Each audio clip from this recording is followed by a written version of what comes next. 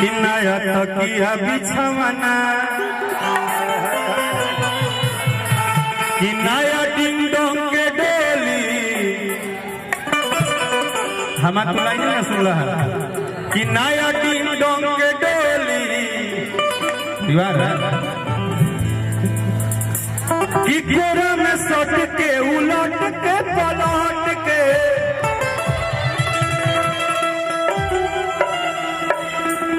एक सेकंड धन्यवाद आप लोग ये से हम करते नहीं जे भी ये गाना के आज हिट कहता सुपर हिट कहता डुपर हिट कहता वो पूरा भोजपुरी श्रोता समाज के हम आज मंच के द्वारा पैर छू के प्रणाम करते नहीं। आज आपने एक बात तो साबित कर दिया कि जो लोग बोलते थे कि भोजपुरी में खाली हैया होगा चलेगा, आपने एक बहुत सिंगार रस के गाना को इतना सुपर हिट बनाया है कि आपने बताया है कि अगर गायक अच्छा गाना दे तो हम अच्छा भी सुनना पसंद करते हैं और इसके लिए आप सबको धन्यवाद दिल से। ये भाव हो, ये कोनो गलत चीज नहीं, सिंगार है, ये सिंगार के बात रहे कि कोरा में सट के उलट के पलट के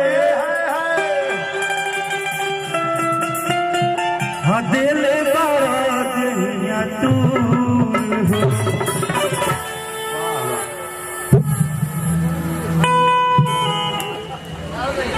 हम अपन देखिए पूरा टाइम गावत ये गाना आज हम अपनी हीरोइन बुला रहे हैं। आइए मेरी हीरोइन अच्छा वाले क्या हो?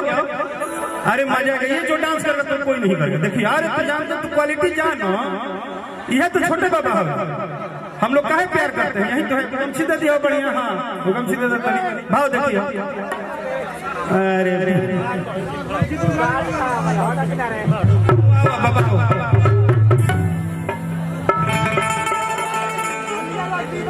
कि कोरा में सट के उलट के पलट के हदेले बारात हिया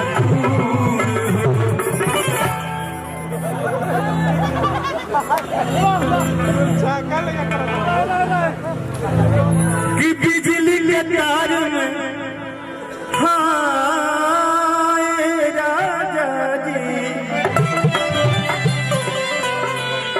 बिजली के तार में भतार छुड़ैलो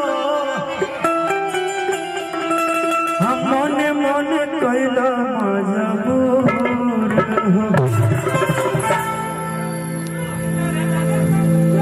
कि ऐसे जन सहती कि मोरा होती कि टूटेला बदन पर राजा तनी जाने न बहरिया टूटेला बदन पर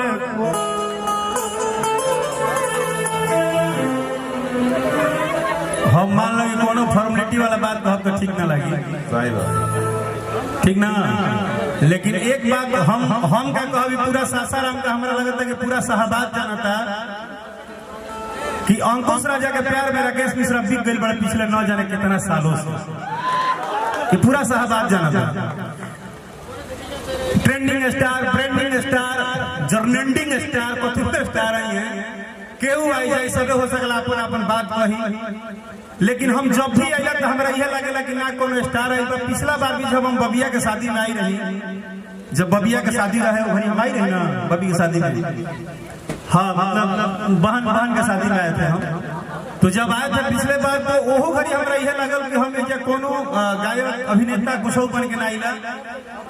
अंकुश और राजा इन दो ऐसे नाम है जिन्होंने अपने प्यार में राकेश मिश्रा को कैद कर लिया है और न जाने आजीवन जब तक सांस रहेगा हम यहाँ के लोगों के लिए कैद हो गए। और ये आपका प्यार है बाबा, ये गार्जियन जो लखन बाबा है उनका प्यार है, आपका प्यार है। आप विशेष हमारा जानते बड़ा कुछ बुझाए ना आगे पीछे। बहुत बुझाना था हमारे। अच्छा आप आए हैं क्या? यहाँ मेरे दोस्तों ओ चिरकुटी प्रसाद नहीं है? Oh my God, you R the Lal Lal here. Okay okay, या you are government, I am सरकार। चलो छोटे बाबा तनी पीछे हो जाओ बस। ये तो पीछे नहीं लिखा ना बहुत हमें दिक्कत होता देखे। चलिए धन्यवाद।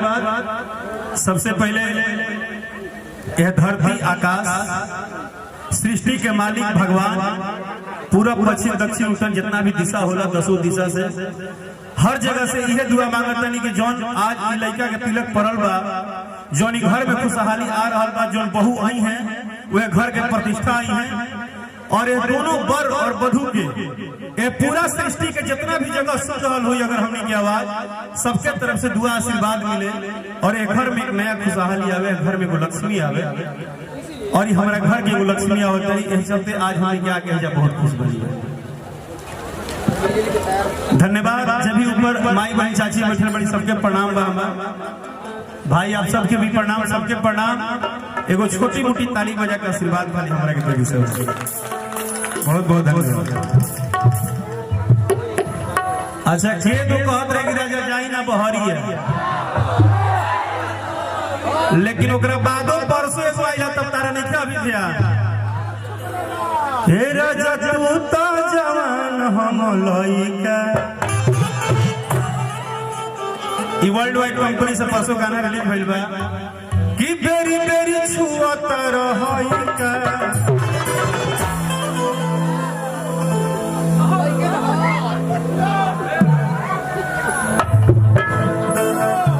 देखा तनी नो है हीरोगा के लड़का है यो। हे राजा तू तो जवान हम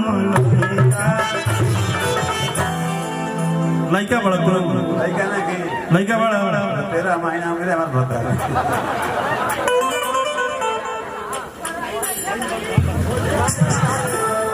अच्छा लेकिन ये सब हो 2 मिनट बाबा, 2 मिनट होगा, मर मजाक सब होगा।